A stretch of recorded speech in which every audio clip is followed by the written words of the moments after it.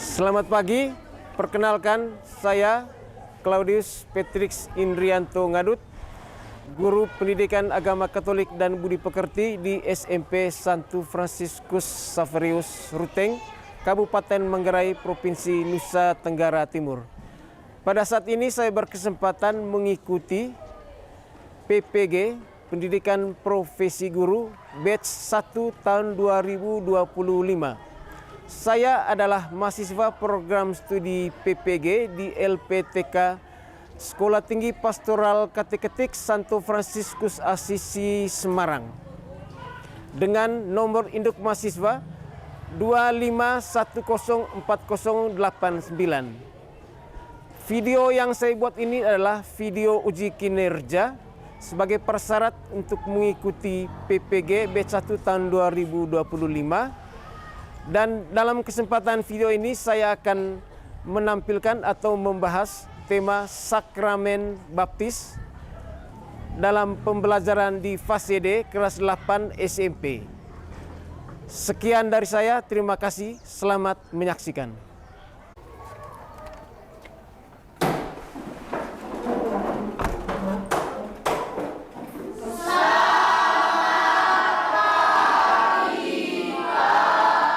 Selamat pagi semuanya. Apa kabar?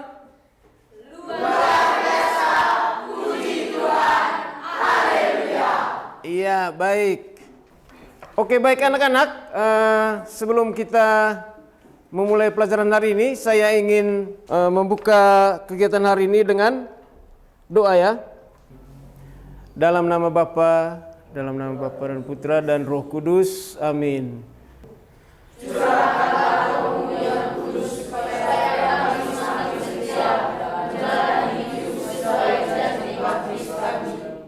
Ya, saya ingin mengecek sedikit ya kehadiran kita pada hari ini. Agnes Leyani Paku? Hadir, Pak. Hadir. Alvaro Pregrino? Hadir, Pak. Hadir. Jadi hari ini yang hadir ada 30 orang ya. 4 orang yang sakit ya. Baik. Baik anak-anak, untuk memacu semangat kita memulai pelajaran pada hari ini, kita akan menyanyikan sebuah lagu yang berjudul Yesus Pokok. Oke, silakan berdiri.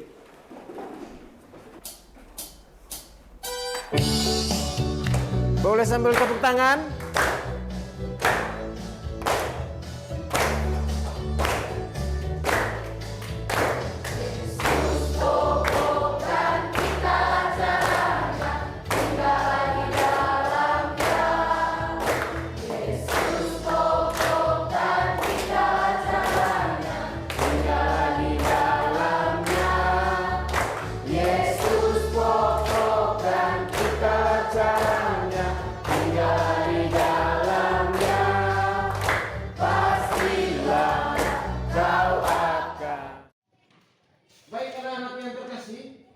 Kali lalu kita sudah belajar tentang gereja sebagai tanda dan sarana keselamatan.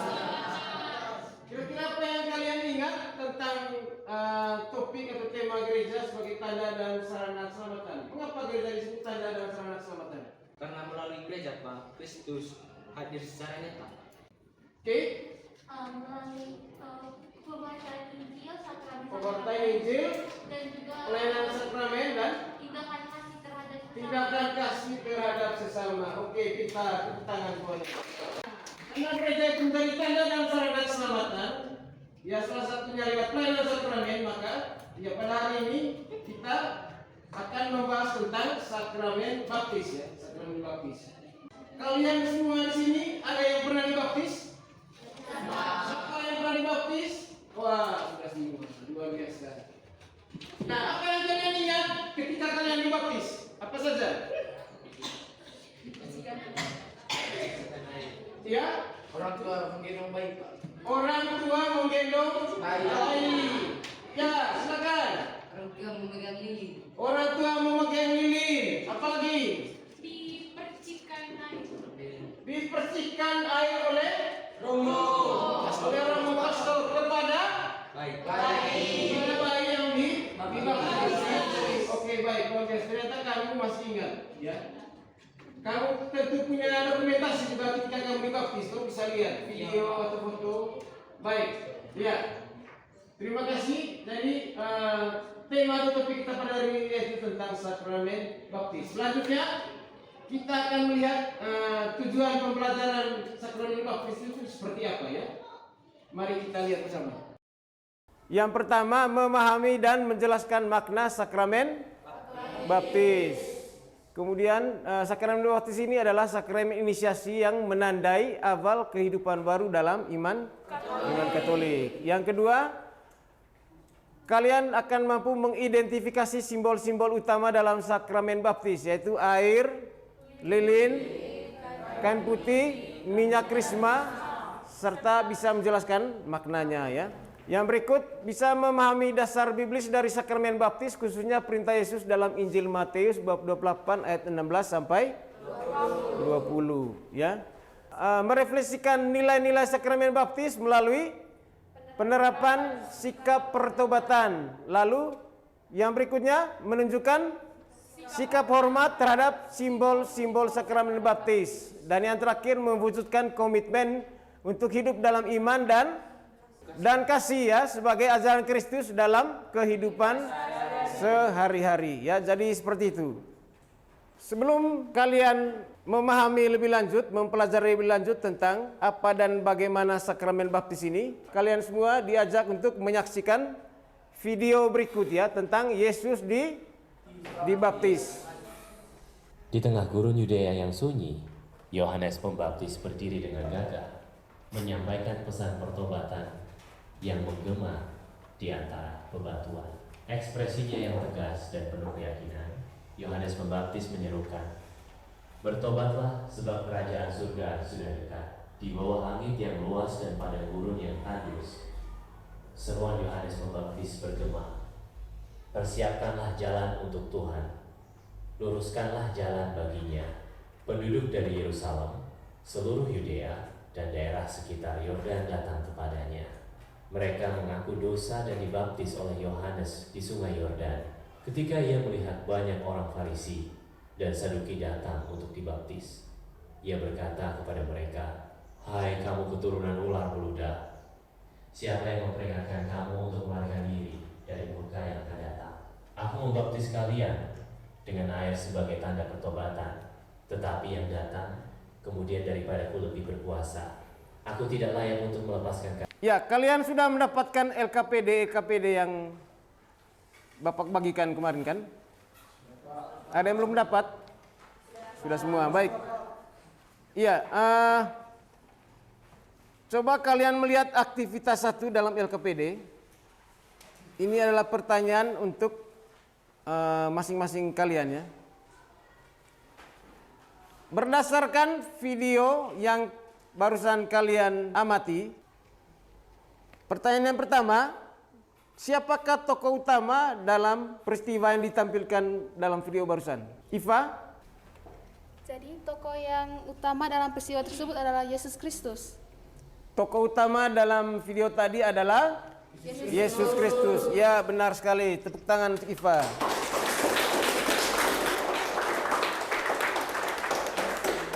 Baik, pertanyaan yang berikut.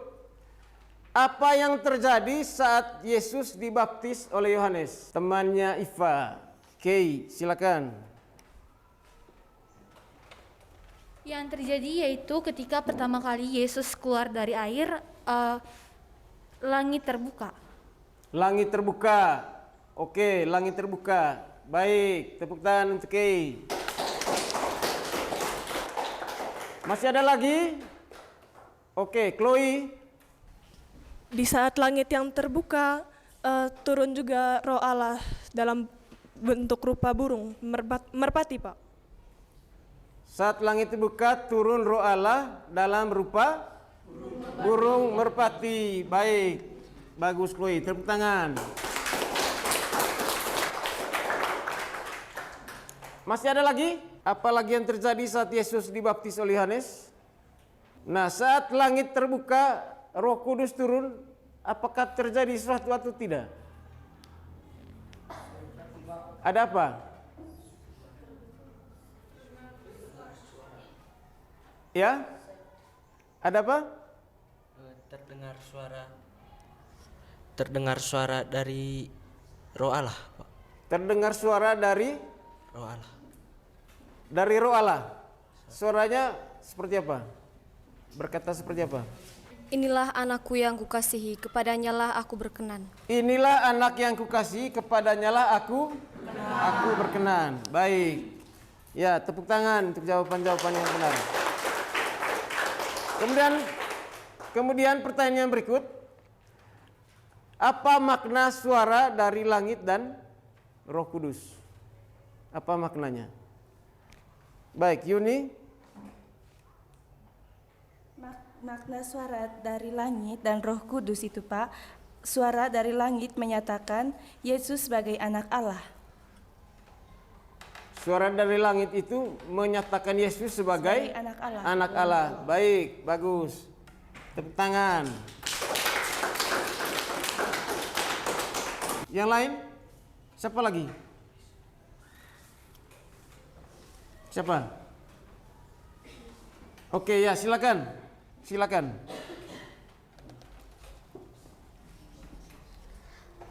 Roh Kudus dalam rupa merpati menunjukkan kehadiran Allah Tritunggal serta peneguhan akan misi Yesus. Jadi Roh Kudus yang turun dalam rupa burung merpati itu menunjukkan apa? Kehadiran Allah Tritunggal, ya. Dan juga peneguhan akan misi Yesus. Ya, jadi misi Yesus itu dimulai di Sungai Yordan.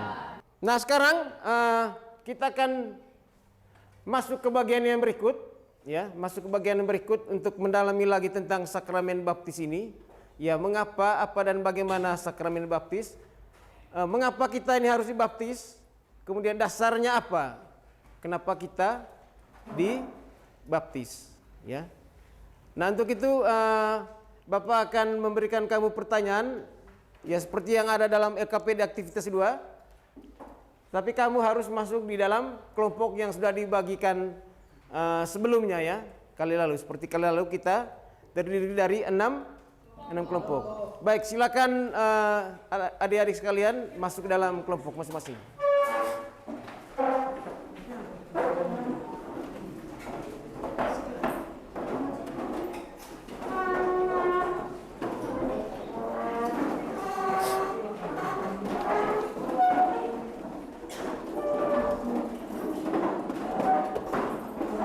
Aktivitas yang perlu kalian diskusikan dalam kelompok itu ialah aktivitas 2 dan aktivitas 3, ya.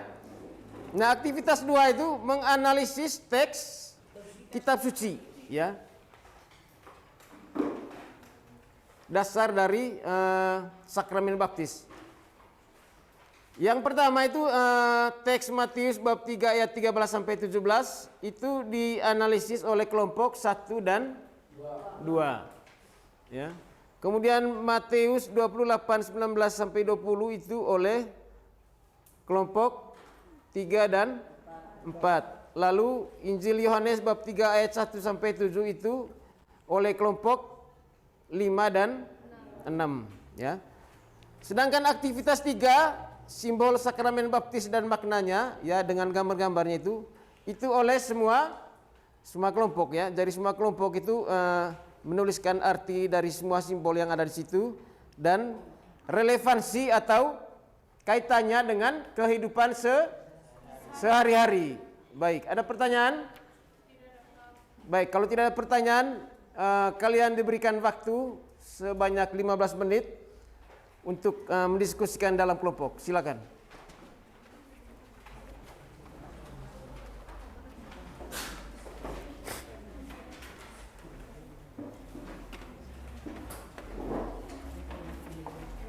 Ada teksnya? Ada teks, oke. Kamu dapat teks yang mana tadi? Yang ketiga. Ya, silakan dibaca teksnya, dianalisis, dijawab pertanyaan, nanti jawabannya ditulis di LKPD-nya di bagian yang kosong. Kamu tadi teks Matius 3, 13, 17. Oh ya. Ini kelompok 2. Kamu juga teks yang pertama tadi, Matius 3, 13 sampai 17. Oke. Kamu punya teks yang paling singkat ya? Baik, kalian bisa mengeksplor di buku pegangan siswa kalian ya. Ya, jadi kalian memilih ayat yang terkait atau berhubungan dengan baptisan ya. Dari sekian ayat dalam teks itu, mana ayat yang paling berkaitan dengan baptisan? Ada kelompok yang sudah? Ya, 2 menit lagi ya. 2 menit lagi waktu untuk berdiskusi dalam kelompok. Setelah itu Pak akan minta kelompok untuk mempresentasikan hasil kerja kelompoknya di depan kelas. Untuk teks yang pertama ya, teks yang pertama silakan kelompok mana yang akan maju untuk mempresentasikan. Baik, kelompok 2 ya, kelompoknya Chloe, kelompok 2 silakan maju ke depan.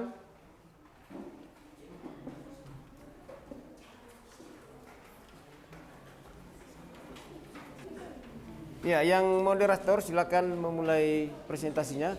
Selamat pagi baik, teman-teman. kelompok yang lain kita dengar ya presentasi dari kelompok 2. Silakan. Selamat pagi teman-teman. Kami dari kelompok 2 akan menjelaskan hasil analisis Matius 3, 13 sampai 17.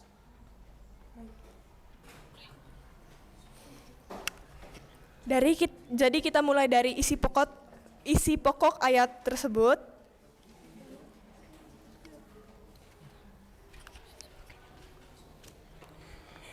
Yesus datang kepada Yohanes untuk dibaptis. Setelah dibaptis, langit terbuka, Roh Kudus turun seperti merpati, dan terdengar suara dari surga. Berikutnya adalah makna baptisan yang terkandung. Baptisan Yesus menjadi contoh bagian umat. Dan peristiwa ini menunjukkan keterlibatan Allah Tritunggal dan menandai awal pewartaan Yesus di dunia. Oke teman-teman, selanjutnya kami memberikan kesempatan kepada teman-teman untuk bertanya. Terima kasih untuk kelompok 2 ya, dari teks Matius 3, 13 sampai 17. Ya. Tepuk tangan untuk kelompok 2, silakan kembali.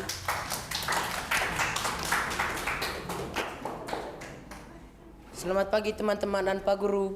Selamat pagi. Isi pokok ayat, Yesus memerintahkan murid-murid untuk membaptis semua bangsa dalam nama Bapa, Anak, Roh Kudus, serta mengajar segala perintahnya. Kami memberikan kesempatan untuk teman-teman untuk bertanya. Terima kasih untuk kelompok berapa? 4 ya? Ya, tepuk tangan untuk kelompok 4. Baik, analisis teks kitab suci yang berikut itu Yohanes bab 3 ayat 1 sampai 7. Kelompok mana yang mau mempresentasikan? Baik, kelompok 6, kelompoknya Kei, silakan masuk ke depan. Selamat pagi Bapak Ibu Guru dan teman-teman sekalian. Selamat pagi. Jadi kami dari kelompok 6 akan mempresentasikan hasil menganalisis teks kitab suci kami, yaitu Yohanes bab 3 ayat 1 sampai 17. Isi pokoknya percakapan Yesus dengan Nikodemus tentang perlunya dilahirkan kembali dari air dan roh untuk masuk ke kerajaan Allah. Dan jika seorang tidak dilahirkan dari roh dan air, ia tidak dapat masuk ke dalam kerajaan Allah. Karena apa yang dilahirkan dari daging adalah daging, dan apa yang dilahirkan dari roh adalah roh. Dan makna baptisan yang terkandung. Baptisan adalah kelahiran kembali secara rohani melalui air dan roh. Seseorang untuk menerima hidup baru, menjadi anak Allah, dan layak untuk masuk ke kerajaan Allah. Sekalian, ya saya rasa kita ini perlu relax atau relaksasi sedikit ya. Kita akan melakukan sebuah atau memainkan game ringan ya untuk ice breaking.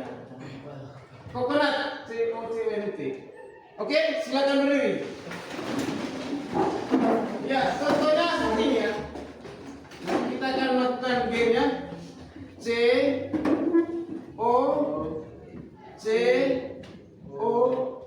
N U T. Oke? Oke. Jadi lagunya C O N U T N U T N U T. Oke, siap ya? Oke, siap. 1, 2, 3. C O N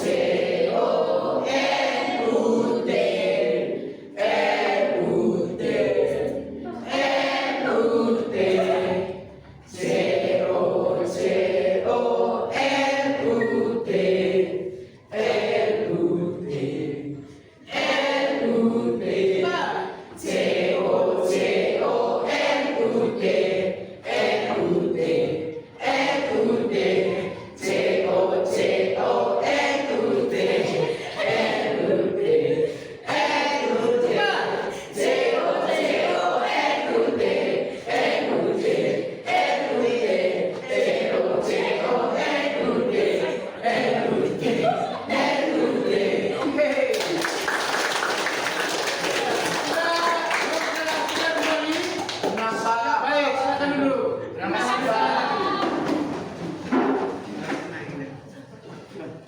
Baik, kelompok lain mungkin ada yang ingin mempresentasikan tentang simbol-simbol sakramen baptis dan maknanya. Selamat pagi teman-teman, Bapak Guru. Selamat pagi. Pada pagi hari ini kami akan mempresentasikan hasil kerja kelompok kami. Saya memberikan kesempatan kepada teman saya. Jadi yang pertama menunjukkan gambar air. Jadi arti simbolis dari air adalah melambangkan pembersihan dari dosa dan kelahiran baru dalam Kristus. Relevansi kehidupannya mengingatkan kita untuk hidup suci, meninggalkan dosa, dan memperbaharui diri setiap hari. Arti simbolis dari minyak krisma adalah melambangkan pengurapan Roh Kudus dan kekuatan dalam menghadapi perjuangan iman. Relevansi kehidupan mengajak kita untuk berani bersaksi sebagai murid Kristus dan melawan kejahatan dengan kekuatan Roh yang kudus. Arti simbol dari lilin adalah melambangkan terang Kristus yang menerangi hidup orang beriman. Relevansi kehidupan mendorong kita menjadi terang dan teladan bagi sesama di dunia. Arti dari simbol pakaian putih adalah melambangkan kemurnian hidup baru dan kesucian sebagai anak Allah. Referensi kehidupannya menyadarkan kita untuk menjaga kesucian hidup dan identitas sebagai anak-anak Allah. Oke, baik, luar biasa ya kelompok berapa? Kelompok 1. Sekian presentasi dari. Terima kasih untuk kelompok 1, silakan kembali. Ya, boleh tepuk tangan untuk kelompok 1.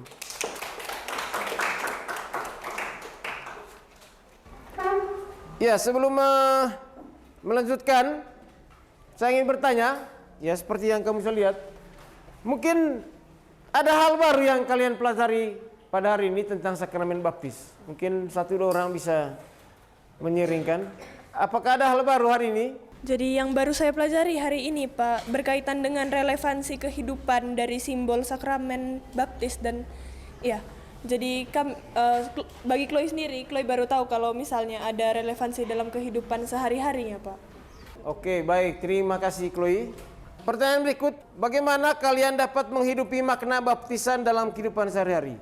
Yaitu rajin berdoa dan berusaha untuk bertumbuh dan berkembang dengan baik. Oke, baik. Terima kasih. Tepuk tangan. Baik, sebagai rangkuman, jadi sebelum masuk ke sakramen-sakramen lain, sakramen baptis ini merupakan pintu gerbang pertama ya, seperti yang sudah kita ini tadi bahas.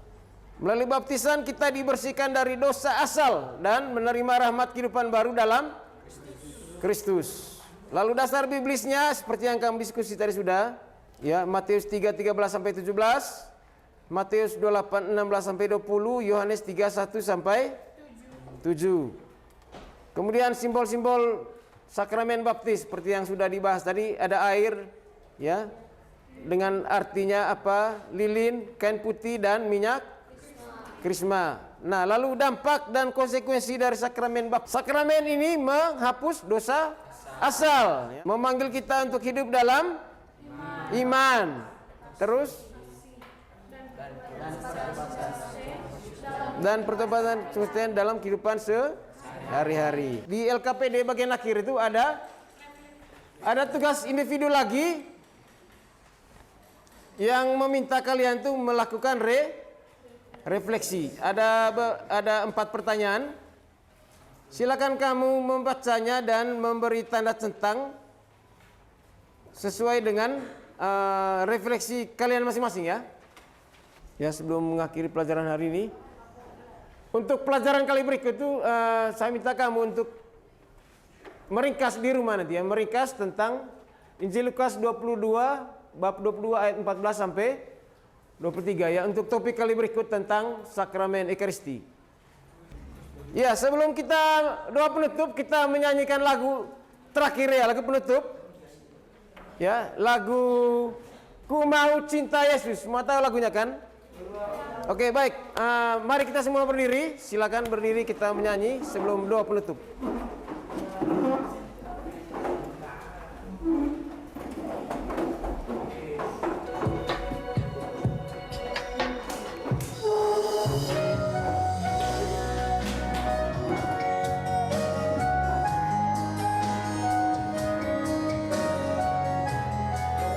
Bisa jelas lihat ya.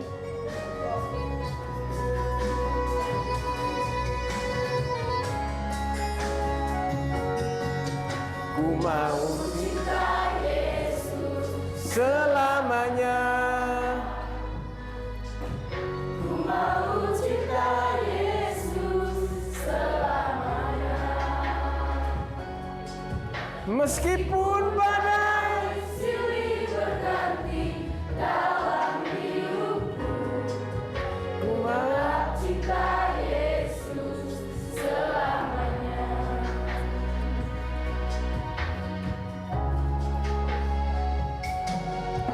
Ku mau cinta Yesus selamanya. Ku mau cinta Yesus selamanya. Meskipun badai silih berganti dalam hidupku. Marilah kita menutup kegiatan pembelajaran kita hari ini dengan doa. Mari kita menundukkan kepala dan menutup mata kita. Dalam nama Bapa dan Putra dan Roh Kudus. Amin. Ya Tuhan Allah Tritunggal yang Maha Kudus, kami mengucapkan syukur kepadamu atas perkenananmu menyertai kegiatan pembelajaran kami pada hari ini. Kami berterima kasih karena kami semua telah dibaptis dan menjadi anggota gerejamu yang kudus. Kuatkanlah kami selalu dengan Roh Kudus-Mu ya Tuhan Yesus, agar kami sanggup menjalankan janji baptis kami, agar kami dapat selamat dan memuliakan Dikau serta berkontribusi dalam kehidupan kami sehari-hari, baik di rumah, di sekolah maupun di dalam masyarakat. Kami puji nama-Mu selalu, kini dan sepanjang masa. Amin. Dalam nama Bapa dan Putra dan Roh Kudus. Amin. Baik, terima kasih anak-anak sekalian. Sampai ketemu minggu depan. Terima kasih.